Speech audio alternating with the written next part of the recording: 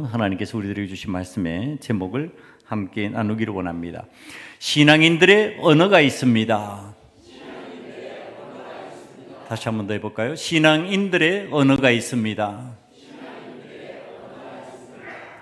신앙인들이 사용하는 말과 글이 있다는 뜻입니다.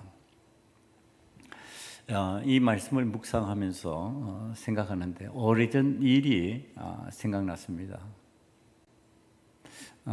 말이라고 다 함부로 말하는 것이 아니고 쓰는 것이 아니구나 하는 생각이 들고요. 그것이 다 때가 있구나 이런 생각이 들면서 기억난 이야기입니다. 제가 오래전에 살던 곳에서요. 우리들이 잘 사용하지 않는 언어가 있습니다. 근데 지금은 잘 사용합니다. 그게 뭐냐 하면은 자기라는 말입니다. 자기야 그러고 있어요. 이렇게 쓰죠. 요즘 많이 쓰죠. 네, 연세가 좀 있으신 분들은 아마 이 자기라는 말을 옛날에는 잘 안 썼다는 생각을 해내실 수가 있을 겁니다. 지금 젊은이들은 당연히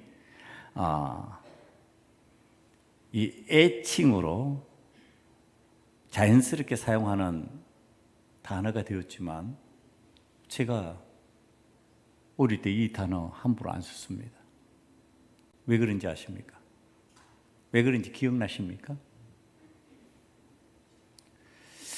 이 단어가요, 유흥업소에 다니시는 분들이 거기서 많이 쓰던 단어였어요. 그래서 자기라는 말을 일상에서는 잘 사용을, 자기야 이렇게 호칭을 하거나 잘 사용을 하지 않았습니다. 유흥업소에 계시는 분들이 옆에 있는 사람에게 얘기할 때 자기야 그러면서 이제 얘기하는 것이 일상적이었던 그때가 있었습니다. 그러니까 동네 어른들끼리 젊은이들끼리 이 언어 잘 사용 안 했죠. 왜? 이 말이라고 하는 것은요, 그 사람의 삶을 나타낸다고 생각하기 때문에 자기가 그 말 쓰면은 어디에 소속된 사람 같이 느껴지는 거예요? 유흥업소에 소속된 사람 같이 느껴지는 거예요. 그래서 못 쓰는 거예요, 그걸. 근데 시간이 지나면서 이 단어가 일반 사람들에게도 애칭으로 그냥 자연스럽게 넘어왔어요. 그래가지고 이제는 연령 고하를 막론하고 애칭으로 자기가 사랑하고 좋아하는 사람들을 상대로 해서 자기야라는 단어를 씁니다. 왜? 이제는 그런 오해 안 하는 시절이 되었기 때문에 그렇습니다. 이 말이라고 하는 거, 언어라고 하는 거, 말과 글이라고 하는 것은 그 사람의 인격을 나타낸다고 생각하기 때문에 앞에 서는 사람들은 참 말조심하게 되어 있습니다. 그러니까 목사가 설교를 이렇게 설교를 준비할 때에도 아무 말이나 함부로 여기에 넣지 않습니다. 함부로 쓸 수 없습니다. 이게 하나님께서 깨닫게 하시고 하나님께서 주시는 말씀을 전해야 되기 때문에 아무 언어를 함부로 사용해서 그것을 표현할 수 없는 겁니다. 요즘에 정치하시는 분들을 설교를 준비하면서 생각해 보았습니다. 정말 그 쓰는 언어들이요, 형편무인지경입니다. 도대체 이게 국민을 의식하고 하는 말인지 국민을 의식하지 않고 자기 하고 싶은 말을 사용하고 있는 건지, 언어를 사용하고 있는 건지 속이 답답해질 때가 있습니다. 적어도 앞에 서는 사람이라면 저런 말 해도 되냐?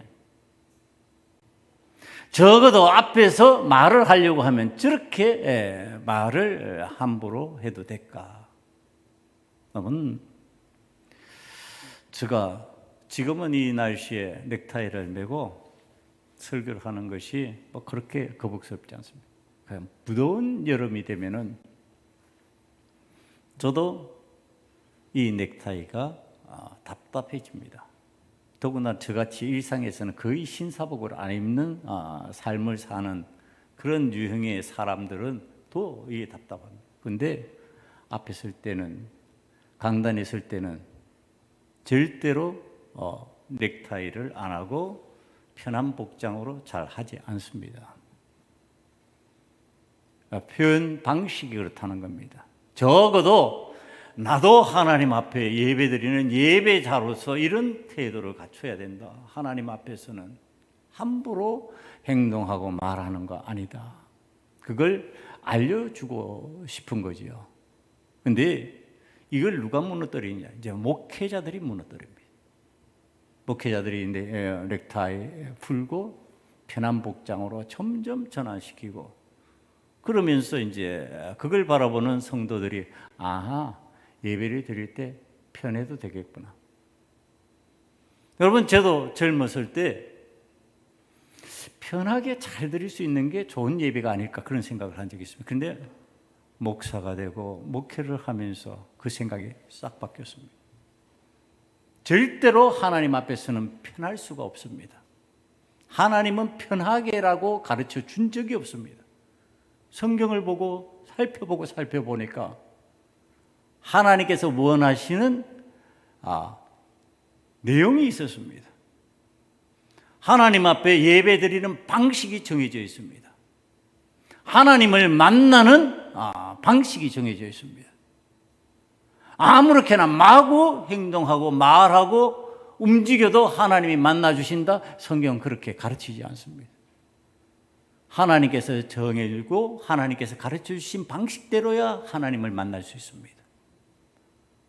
그렇게 해야만 된다라고 하는 사실, 그 중에 하나가 언어입니다.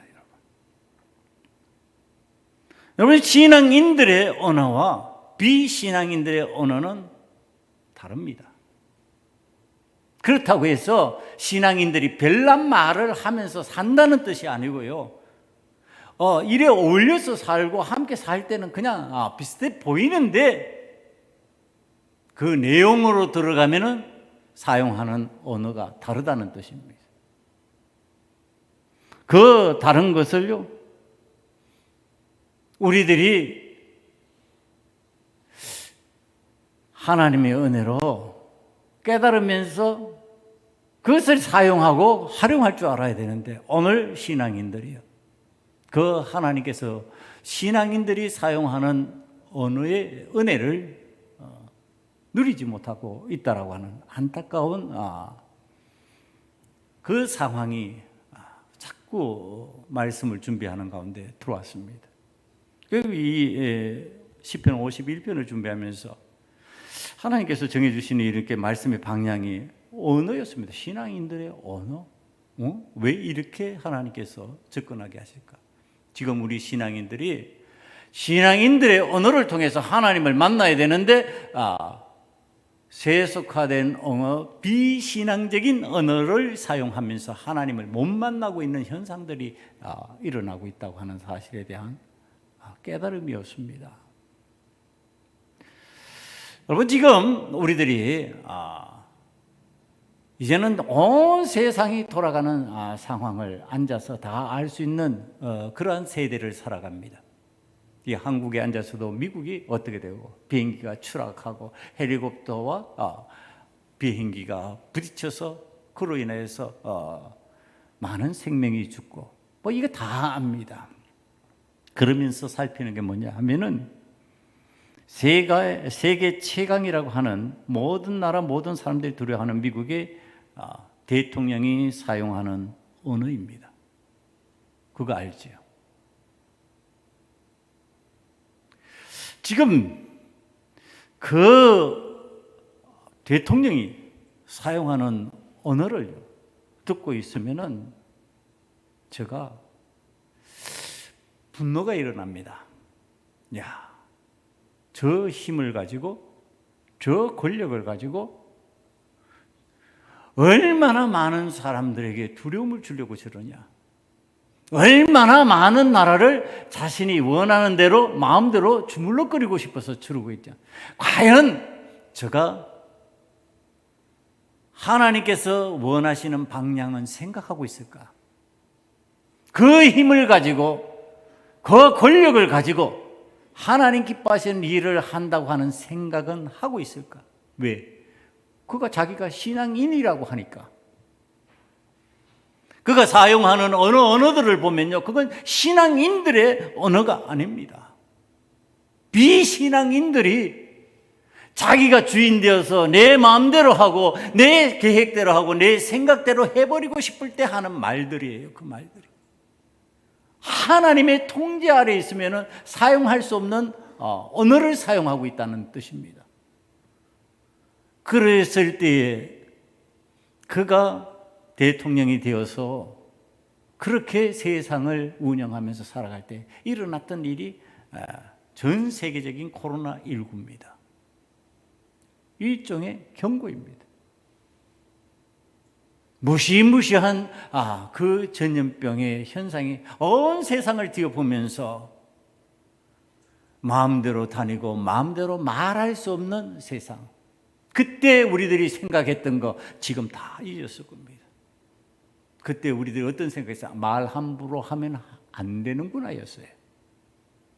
말 조심하라고 사람을 상대로 해서 말하지 못하게 되는 이 상황이 우리들 상황에 나타났구나. 우리의 환경 속에 나타났구나. 그런데 시간이 지나니까 이제 또 함부로 말하는 겁니다. 함부로 표현하는 겁니다. 그 표현 방식을 가지고 과연 하나님을 만날 수 있을까? 하나님께서 그에게 은혜를 베푸셔서 너는 지금 이 세상에서 이런 일을 했으면 좋겠어 하고 가르쳐 주고 계실까? 언어의 중요성입니다. 그 언어를 통해서 하나님이 살아계시고 하나님이 역사하신다는 것을 표현할 수 있는 신앙적인 용어를 사용할 수 있는데 비신앙적인 용어로 넘어가 버리면요, 신앙인들이 비신앙적인 용어 속에서 함몰되어 버리면은 하나님의 영광은 다 사라집니다. 하나님의 뜻도 사라져 버립니다. 저번 설교에서 염려하면서 다뤘던 한 부분이 LA 화재를 통한 기후협정에서, 파리 기후협정에서 탈퇴하는 것에 대한 염려를 했습니다. 결국은 탈퇴했습니다. 또 나왔습니다. 그 무시무시한 화마를 경험하고서도, 그 두려움의 현상을 경험하고서도 지금 그 일을 진행시켜버리는 겁니다. 내 눈앞의 이익을 위해서. 그러면서 세상을 위협합니다. 그 위협하는 모습이 참 마치 속된 표현을 하면 깡패 용어와 같다. 힘을 사용해가지고 그 앞에 와서 굴복하게 만들어버리고, 그리고 찔찔매는 그 모습을 보면서 자기가 원하는 대로 상황을 조정하려고 하는 깡패의 모습이구나. 여러분, 지금 온 나라의 온 지도자들이 그의 말에 신경을 곤두세우고 그 앞에 찾아가고 그 앞에서 무슨 해결책을 얻어보려고 머리를 쪼아리고 있습니다. 이게 하나님께서 기뻐하시는 언어가 맞을까? 오늘 이 신앙인들이 살아가는 세상에서 신앙인들이라고 해서 별다른 언어를 사용한다는 뜻이 아니고요, 그 속에 담겨진 의미를 과연 하나님이 기뻐하시는 방법으로 사용하고 있냐, 그렇지 않느냐를 지금 우리가 살펴야 된다는 뜻입니다.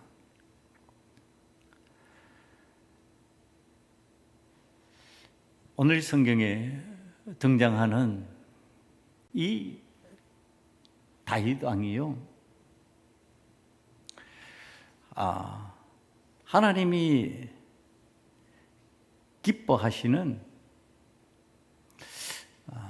그러한 왕입니다. 하나님의 뜻을 잘 알아듣고 하나님이 기뻐하시는 표현을 잘 하는 왕입니다.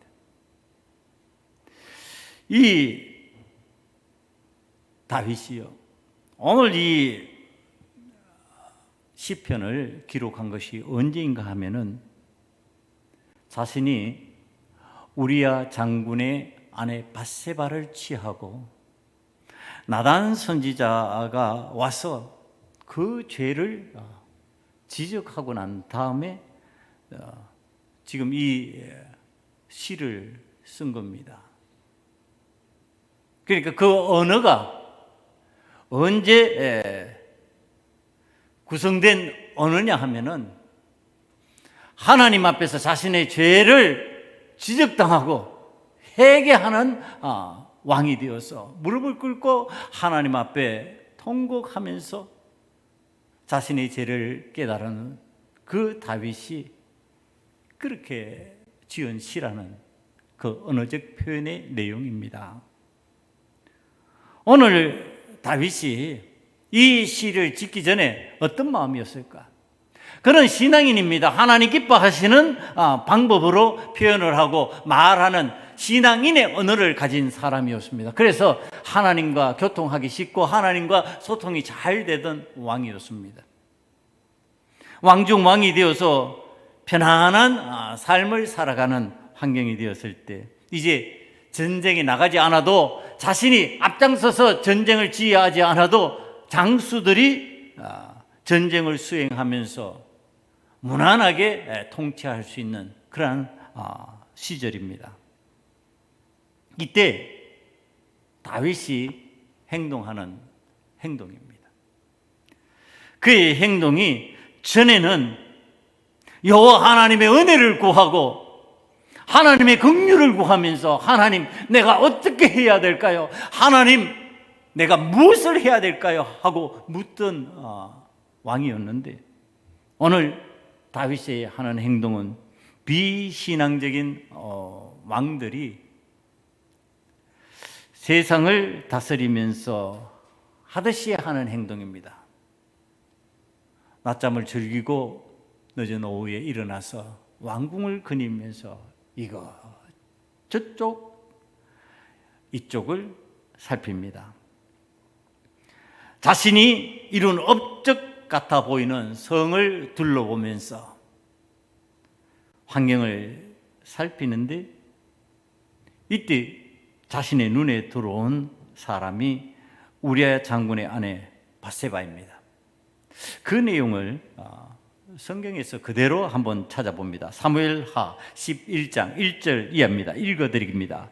그 해가 돌아와 왕들이 출전할 때가 되매 다윗이 요압과 그에게 있는 그의 부하들과 온 이스라엘 군대를 보내니 그들이 암몬 자손을 멸하고 랍바를 에워쌌고 다윗은 예루살렘에 그대로 있더라. 저녁 때에 다윗이 그의 침상에서 일어나 왕궁 옥상에서 거닐다가 그곳에서 보니 한 여인이 목욕을 하는데 심히 아름다워 보이는지라. 다윗이 사람을 보내 그 여인을 알아보게 하였더니 그가 아뢰되 그는 엘리암의 딸이요 햇사람 우리아의 아내 밧세바가 아니니까 하니 다윗이 전령을 보내 그 여자를 자기에게로 데려오게 하고 그 여자가 그 부정함을 깨끗하게 하였으므로 더불어 동침하며 그 여자가 자기 집으로 돌아가니라.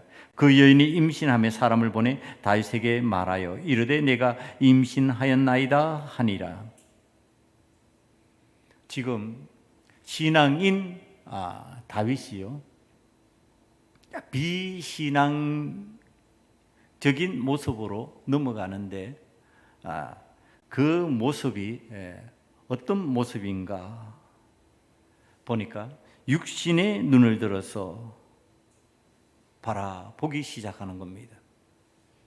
하나님의 은혜를 구하던 눈이 하나님을 바라보면서 하늘을 바라보면서 하나님의 은혜를 구하던 눈이 세상의 사람에게로 세상을 향하여서 집중하기 하고 있는 겁니다. 자, 이게 제가 성경을 읽으면서 의아스러운 부분입니다. 그 멀리 떨어진 곳에 목욕하는 여인이 그렇게도 잘 보이더냐예요. 여러분, 이상하지 않아요? 왕궁이라고 하는 거 한번 생각해 보세요. 왕이 사는 궁전이에요. 왕궁이라고 하는 것이 규모가 어떻겠는가? 그리고 거기에서 저 위에 떨어져 있는 장군의 집이 왕궁하고 바짝 붙었을 리는 없고요. 떨어져 있을 것인데 그게 그렇게 잘 보이더냐 말이에요. 이게 어느 우리들이 세상을 살아가면서 내 눈이 잘 안 보여야 되는 것이 잘 보이는 현상이 일어날 때 우리는 내 신앙적인 상황을 살펴야 됩니다. 전에는 그게 다윗의 눈에 잘 안 보였을 거예요. 하나님의 은혜를 구하고 하나님의 방법대로 나라를 다스리고 전쟁에 나아가서 전쟁을 잘 수행하고 이러기 위해서 작전을 세우고 계획을 하는 때는 그런 것들이 눈에 잘 안 들어왔을 겁니다. 힘들게 작전을 수행하고 어렵게 군대에서 군생활을 하는 부하들의 자기 눈에 잘 들어왔을 겁니다. 그런데 지금 그게 안 들어오는 거예요. 그게 안 들어오고 멀리 떨어진 여인이 목욕하는데 그게 눈에 싹 들어오는 겁니다. 여러분, 이게 우리 신앙적으로 하나님이 원치 않은 모습이 비신앙적인 모습으로 바뀌어질 때 나타나는 현상입니다. 전에는 그렇게도 교회에 봉사할 일들이 잘 보이고 전에는 어떻게 하면 저 생명 구원할까 하던 그 마음들, 그 생각들이 가득하던 그 삶이 어느 날 보니까요, 어떻게 하면 내가 좀 더 잘 먹고 더 많은 것을 누리고 더 좋은 것을 찾게 될까에 집중하게 된다면은 이게 내 신앙이 지금 정상적인 신앙인의 삶이냐 아니면 비신앙적인 신앙인의 삶으로 넘어가고 있냐 살펴야 된다는 겁니다. 자, 이때 다윗이 사용하는 언어를 주의하여 보시기 바랍니다. 다윗이 전령을 보냈어요. 사람을 보내는 거예요. 자기의 부하, 수하를 보내서 그 여자를 자기에게로 데려오게 합니다. 야, 그 여자 데려와예요. 그 여자 내게로 데려와라. 이 여자를 데려오라고 하는 것은 그 다음에 보니까 부정함을 깨끗게 하였으므로 동침하기 위해서입니다. 부정함을 씻었으므로, 그러니까 목욕해서 깨끗해졌으니까 이제 동침해도 되겠구나, 동침하기 위해서 데려와라입니다. 근데 성경이 설명해 주는 내용은 뭐냐 하면은 다윗이 그 여자 누구인가 알아봐라 그랬더니 전령이 가가지고 엘리암의 딸이요 햇사람 우리아의 아내 밧세바입니다. 우리아 장군의 아내 밧세바입니다. 그러고서 보고를 했단 말이에요. 전혀 아니라니까요. 주인 없는 여자가 아니고 주인 있는 여자였습니다. 그것도 충직한 우리아라고 하는 장군의 아내였습니다. 그런데 그가 데려와 이렇게 말하는 겁니다. 이게 비신앙적인 탐욕의 언어라는 뜻입니다. 이게 신앙적인 언어이라면은 어떻게 했을까? 보고했어요. 햇사람 우리아 장군의 아내입니다. 그러냐? 그럼 신앙적인 언어를 사용하면 어떻게 했겠냔 말이에요. 당신의 남편이 전장에 나가서 참 수고를 하는데 당신 참 수고가 많지. 근데 당신의 그 아름다움을 보고 혹할 사람들 많으니까 몸조심해라. 행동거지 좀 조심하는 게 좋을 것 같아. 우리야 장군을 위해서도 그렇고 당신을 위해서도 그럴 거야. 자, 이게 신앙적인 언어가 아니냔 말이에요. 신앙인의 언어가 아니냔 말이에요. 그런데 지금 다윗은 비신앙인의 언어를 사용하는 겁니다. 목욕했다고? 깨끗해졌으니까 동침하기 위해서 데려와? 이건 세상의 왕들이 할 수 있는 일입니다. 세상의 왕들은 전부 다 자기가 주인이니까, 자기가 주권적인 주인이니까 그것을 허물하고 그것을 말할 수 있는 사람이 없습니다. 그랬다가는 목숨이 위태로우니까 길을 못 피고 말할 수 없고 알아도 모르는 척 넘어갈 수 있는 상황의 내용입니다. 그러나 하나님 앞에서 신앙인들이 이걸 할 수 있냐는 말이에요. 하나님 앞에서 신앙생활을 하는 사람은 못하는 일인 거예요. 왕중왕이라 할지라도 이건 안 되는 일이에요. 왜 다윗에게 이런 일이 일어났다고 성경은 가르쳐주고 있을까? 다윗의 표현이 뭐예요? 다른 표현은 왕중왕이에요. 왕중에서도 왕이에요. 그는 왕중왕이라도 신앙인이면 할 수 없는 일이에요. 신앙인이라면 할 수 없는 말이에요. 여러분, 우리들이 신앙생활을 한다고 하면서 오늘 우리는 왕도 아니면서 세상에서 왜 이런 막말을 하면서 자꾸 살아갈까? 왜 우리는 신앙인으로서 할 수 있는 말들을 하지 아니하고 신앙 없는 사람들이 하는 말들을 쉽게 입에 올리면서 그 언어를 사용하고 그것을 통하여서 내 만족을 취하려고 그러고 내 욕구를 채우려고 그러고 내가 하고 싶은 일을 해버릴 수 있다고 생각하는 표현 방식을 자꾸 선택할까?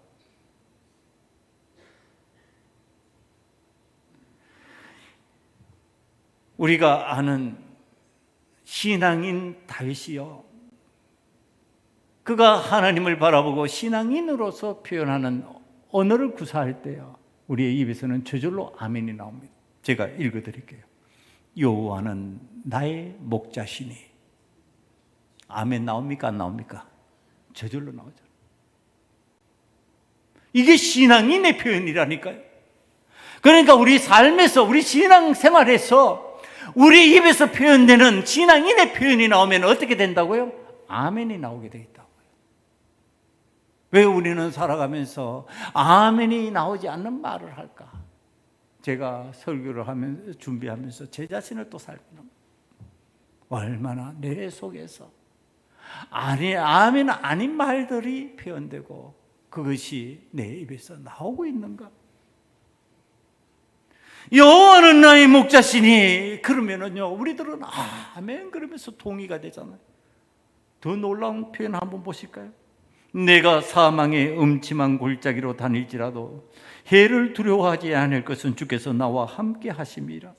주의 지팡이와 막대기가 나를 안위하시나이다. 이거 아멘 저절로 또 나오죠. 아멘이 아니야, 아멘이 나옵니다. 제가 새벽에 기도할 때마다 이거 많이 반복하는 내용이에요. 왜? 동의가 되니까.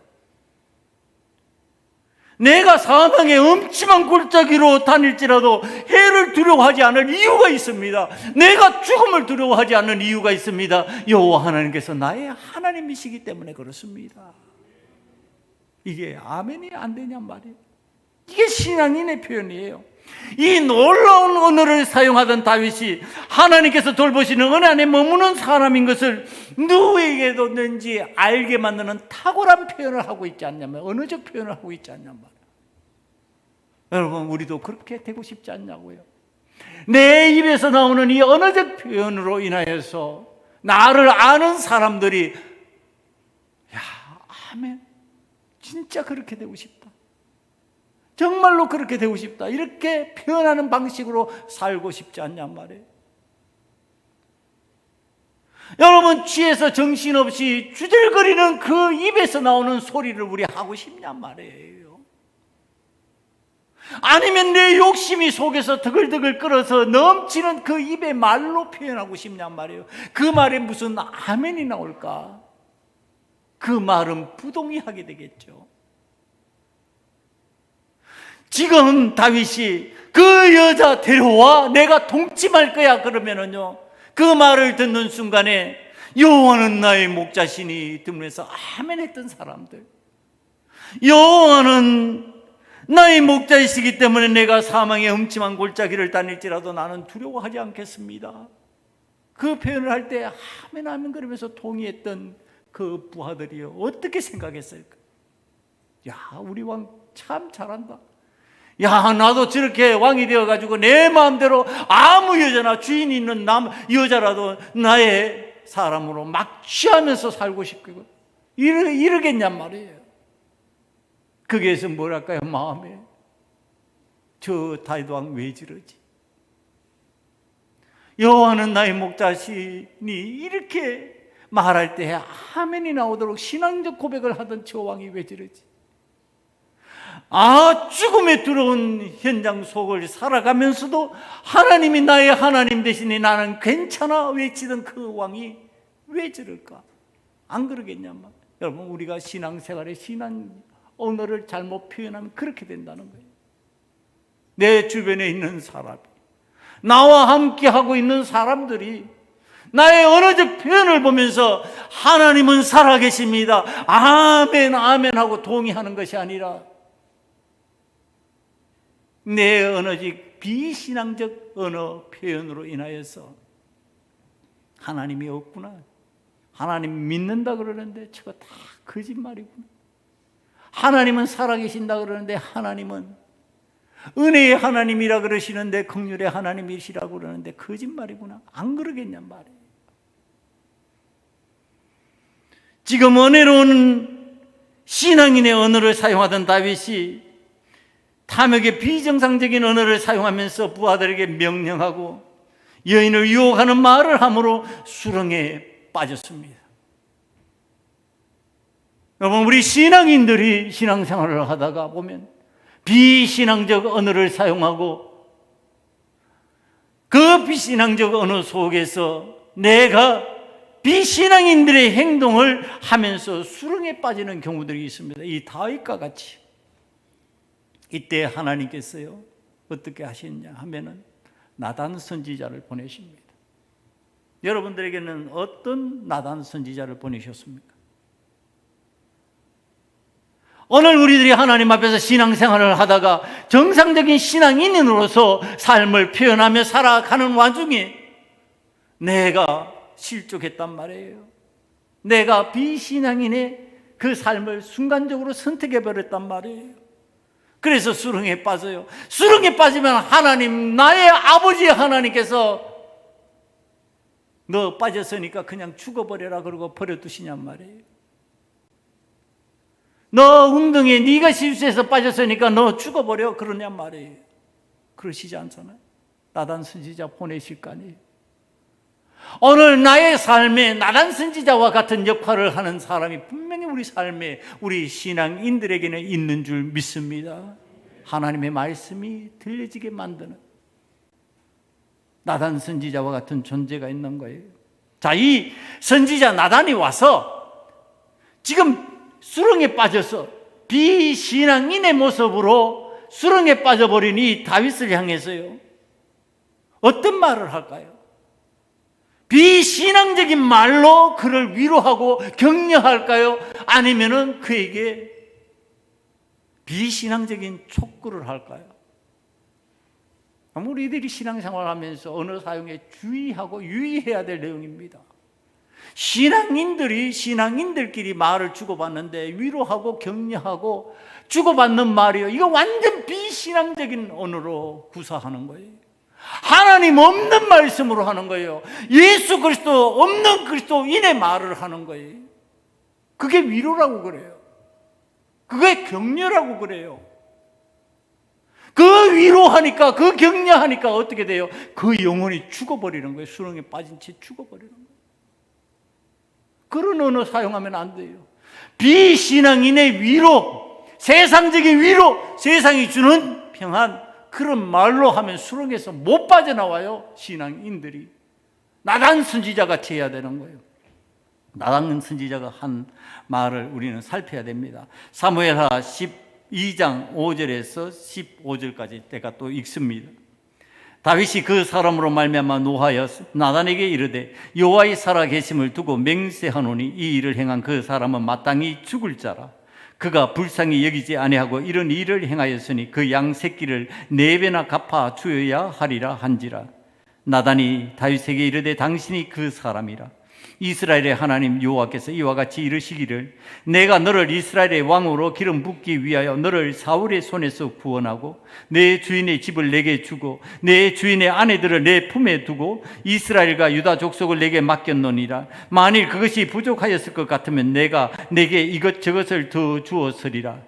그리한데 어찌하여 내가 여호와의 말씀을 업신여기고 나 보기에 악을 행하였느냐. 내가 칼로 햇사람 우리아를 치되 암몬 자손의 칼로 죽이고 그의 아내를 빼앗아 내 아내로 삼았도다. 이제 내가 나를 업신여기고 햇사람 우리아의 아내를 빼앗아 내 아내로 삼았은즉 칼이 내 집에서 영원토록 떠나지 아니하리라 하셨고, 여호와께서 또 이와 같이 이르시기를 보라 내가 너와 내 집에 재앙을 일으키고 내가 내 눈앞에서 내 아내를 빼앗아 내 이웃들에게 주리니 그 사람들이 내 아내들과 더불어 백주에 동침하리라. 너는 엄밀히 행하였으나 나는 온 이스라엘 앞에서 백주에 이 일을 행하리라 하셨나이다 하니, 다윗이 나단에게 이르되 내가 여호와께 죄를 범하였노라 하매, 나단이 다윗에게 말하되 여호와께서도 당신의 죄를 사하셨나니 당신이 죽지 아니하려니와 이 일로 말미암아 여호와의 원수가 크게 비방거리를 얻게 하였으니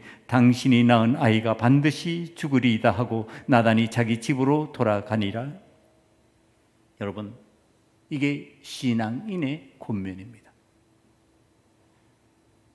지금 신앙생활을 하다가 웅덩이에 빠졌어요. 수렁에 빠졌어요. 수렁에 빠진 그 사람을 상대로 해서 힘들지, 어렵지, 내 인생이 고달파서 그러다 보니까 왕으로서 고독해서 그 고독을 채우기 위해서 그러다 보니까 그런 실수했지. 여러분, 이런 식으로 말하는 거 하지 말라는 뜻입니다. 지금 나단은 말합니다. 정확하게. 그렇게 악한 일을 행한 사람이 왕 당신이라고. 지금 우리들이 신앙적인 권면을 할 때는요, 어떤 마음으로 해야 된다고요? 죽을 각오하고 하는 거예요. 살려고 하는 거 아니에요. 무시당하고 어떤 데는 침뱉음을 당할 각오를 하면서 하는 거예요. 그게 오늘 이 다윗이 왕된 사람이에요. 왕중왕이라니까요. 그의 권력은 이제 어떤 사람을 상대해도 다 이겨낼 수 있는 권력이 되어버렸어요. 그가 가지고 있는 권력은요, 이제 함부로 무시할 수 없는 막강한 권력이 되었습니다. 나단 선지자 하나쯤은요, 칼을 들어 그 자리에서 쳐버려도 누가 탓할 수 없을 정도의 권력이 되었습니다. 그러면 나단 선지자가 그 앞에 가서 이 말을 할 때 당신이 그 악한 자라고, 당신이 여호와 하나님을 비방거리로 만든 사람이라고 이렇게 지적하려고 들면은 그 목숨 걸고 해야 되지 않느냐 말이에요. 여러분, 우리가 오늘 수렁에 빠진 사람을 건져내기 위해서 목숨 걸고 하고 있는 일들이 도대체 뭐냐는 거예요. 왜 비굴하게 비위를 맞춰야 되고 왜 하나님 원치 않는 방식으로 위로를 하려고 자꾸 드냐는 거예요. 오늘 기독교가 이렇게 연약해진 이유가 도대체 어디 있냔 말이에요. 언제 주님의 사랑을 그런 식으로 바꿔버렸냐고. 십자가 위에서 찢겨 죽으시면서도 구원하시기 위한 은혜를 베푸시고 그걸 따라하라고 말씀하신 주님인데 우리는 그걸 안 따라하는 거예요.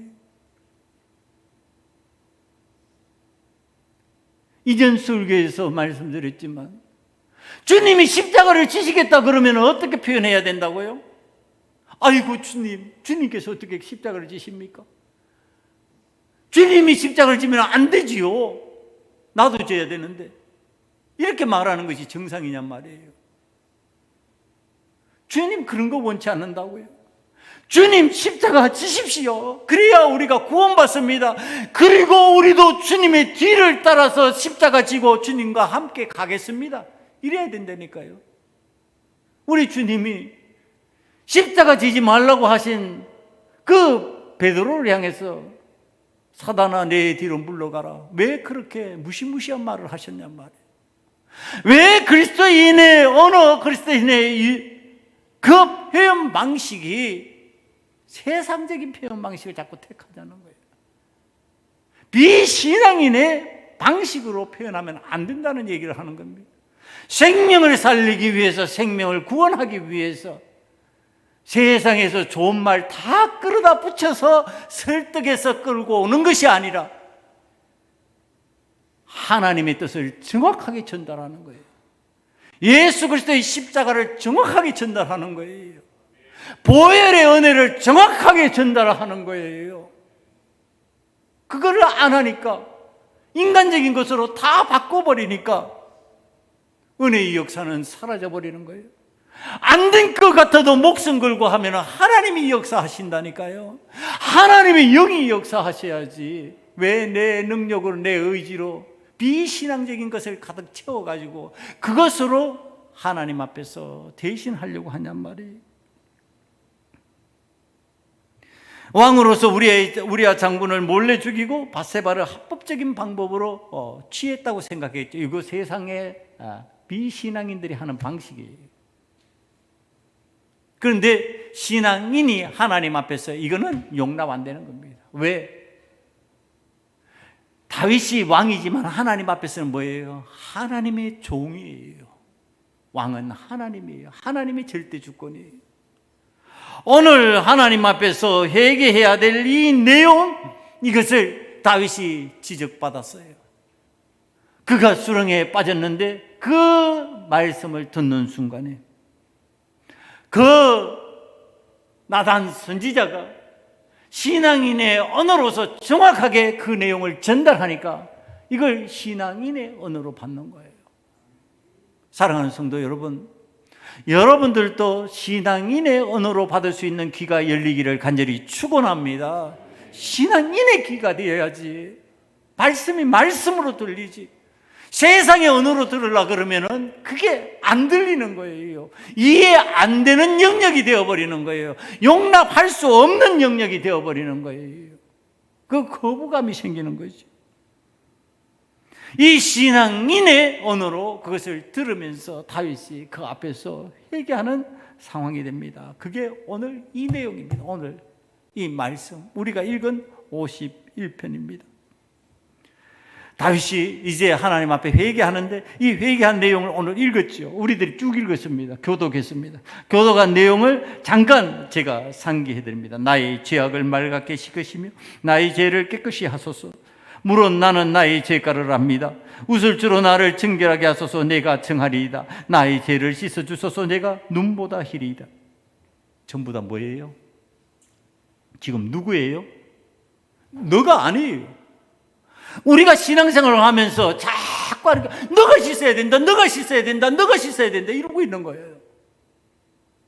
지금 다윗이 신앙인의 언어로 돌아가서 하나님 앞에서 수렁에서 건짐을 받는 지금 그 은혜의 상황이 되었을 때 이 다윗이 사용하는 언어가 뭐예요? 나예요. 내가 하나님 앞에서 범죄하였나이다. 내가 하나님 원치 않은 삶을 살았나이다. 내가 하나님 앞에서 우슬초로 정결케 되어야 될 존재입니다. 이게 수렁에서 건짐을 받는 신앙인의 모습이에요. 오늘 여러분들이 하나님 앞에서 삶을 살아가다가 세상살이에서 수렁에 빠졌다고 생각되는 순간이 있다면 전부 다 나를 향한 하나님의 말씀으로 받아들이시기를 간절히 축원합니다. 오늘 담임 목사가 누구를 타겟으로 정하고 말씀을 전하는 게 아니라 우리 교회 공동체에 하나님께서 주신 말씀을 전달하는데 이 말씀이 공동체 전체이지만 말씀을 들을 때는 누구의 말이 돼야 된다? 내 말이 돼야 된다. 내 말. 내가 그렇구나. 내가 다윗처럼 바라봤구나. 내가 다윗처럼 비신앙적인 언어를 사용하면서 비신앙적인 선택을 해버렸구나. 내가 그랬구나. 내 상황을 하나님 앞에 고백하며 하나님 앞에 기도할 때 그때 다윗이 건짐을 받는 줄 믿습니다. 여러분, 그래서 우리가 건짐을 받는 거예요. 그래서 신앙적인 언어를 사용할 줄 아는 사람이 다시 되는 겁니다. 그래서 오늘 이 내용을 읽으면요, 이게 하나님의 은혜의 고백이 되잖아요. 이 신앙적, 이거 한번 읽어보세요. 집에 가서 다시 읽어보세요. 그걸 읽으면서 내가 얼마나 하나님 앞에 정결케 되기를 원하는 갈망이 있는지, 하나님께서 은혜를 베푸시지 않으면, 하나님께서 나를 건져주시지 않으면 나는 수렁에 빠져 죽습니다. 하나님, 나의 죄가를 도말하시고 나를 정결케 하셔서 나를 건져주시옵소서. 나를 건져주셔서 하나님의 영광을 드러내는 사람으로 만들어주세요. 그 고백이 뭔지 아세요? 내가 범죄자에게 주의 도를 가르치리니. 이게 뭐예요? 내가 범죄자라는 거예요. 범죄자, 이거 간증한다는 뜻입니다. 하나님 앞에 죄를 범하면은 왕이 나도 하나님 앞에서 이렇게 됐어, 그러니까 그러지 마. 범죄자들에게 얘기하겠다는 겁니다. 범죄자들에게 간증하겠다는 겁니다. 내가 범죄자였으니까 내가 하나님 앞에서 그 죄를 범하고 어리석음에 빠져서 죄 중에 헤매이다가 하나님의 은혜로 건짐을 받아서 죄 짓지 마. 하나님 원치 않는 죄야. 하나님 원치 않은 비신앙적인 언어로 세상을 바라보며 표현하고 살지 마. 하나님이 원하시는 하나님의 은혜의 말로 표현하면서 생명을 구원하는 자가 돼. 그렇게 하겠다는 얘기를 지금 다윗이 고백하고 있는 겁니다. 사랑하는 성도 여러분, 하나님께서 원하시는 제사는요, 상한 심령이라. 하나님 앞에 내 마음을 내어놓고 통에 자복하면서 하나님의 은혜를 구해야 됩니다. 사람 앞에서 용서를 구할 필요가 없는 절대의 권력자이지만은 하나님 앞에서 회개하는 왕이 구하는 그 용어, 언어 속에는요, 간절함이 묻어 있어요. 자기를 향한 간절함이 하나님을 향해서 드러나고 있어요. 하나님, 나 좀 봐주세요. 하나님, 나 좀 붙들어 주세요. 하나님, 나 살려주세요. 여기는 어떤 왕의 권위도 없습니다. 여기는 왕의 권력도 없습니다. 여기는 연약한 한 사람이 하나님 앞에 바들바들 떨면서 하나님의 은혜를 구하는 모습입니다. 그런데 우린 뭐가 그렇게 잘나가지고, 뭐가 그렇게 대단해서 하나님 앞에 떨지 않습니까? 뭐가 그렇게 대단해서 하나님 앞에 죄 없는 것처럼 당당합니까? 저와 여러분은 하나님 앞에서 다 무릎을 꿇어야 될 자인 줄 믿습니다. 하나님 앞에 무릎을 꿇고 하나님의 은혜를 구합시다. 우리들의 잘못된 비신앙적인 언어 속에 있는 비신앙의 모습, 그 표현들, 그걸로 하나님의 영광을 가렸다면 이제는 신앙적인 표현, 신앙인의 언어를 사용하면서 하나님의 영광을 드러낼 수 있는 우리 소금원역교회 되기를 간절히 축원합니다. 이 시간에 다 함께 기도합시다. 신앙인의 언어를 통하여서 하나님과 교통하고 성도 간에 교통하고 세상에 영향력을 끼치는 우리들이 되게 만들어 달라고, 하나님께서 원하시는 언어를 사용할 줄 아는 신앙인의 언어를 가진 자가 되게 해달라고 이 시간에 다 같이 통성으로 하나님 앞에 기도합니다. 아버지 하나님, 하나님의 은혜로 하나님께서 사용하시는 하나님의 사람이 되기를 원합니다. 신앙인의 언어를 통하여 하나님과 교통하고 성도 간에 교통하고 세상에 영향력을 끼치는 사람이 되기를 원합니다. 아버지 하나님, 우리는 하나님 앞에서 연약한 자입니다. 우리는 아버님의 순식간에 죄에 끌려가기 십상인 사람들입니다. 그러나 하나님께서 우리를 하나님의 말씀으로 깨우쳐 주시고 오늘도 하나님의 은혜 안에서 회복의 길로 인도하여 주셨으니 저희들이 하나님의 은혜를 체험하게 만들어 주시옵소서. 아버지 하나님, 우리가 신앙인으로서 그럴듯한 언어, 폼 잡는 언어를 사용하는 방식으로 사회상을 살아가는 것이 아니라 하나님의 은혜와 긍휼을 구하는 신앙인의 언어를 사용할 수 있기를 원합니다. 그 표현 방식이 듣는 사람들로 말미암아 함께 아멘 아멘 하며 화답할 수 있는 언어를 사용하게 만들어 주시옵소서. 아버지님, 우리의 그릇된 것 고쳐주셔서 수렁에 빠진 우리의 삶이 하나님의 은혜로 하나님이 원하시는 지경에서 마음껏 살아갈 수 있는 길이 열릴 수 있도록 소금언약교회 성도들에게 은혜를 내려 주시옵소서. 예수님 이름으로 감사하며 기도드리옵나이다. 아멘.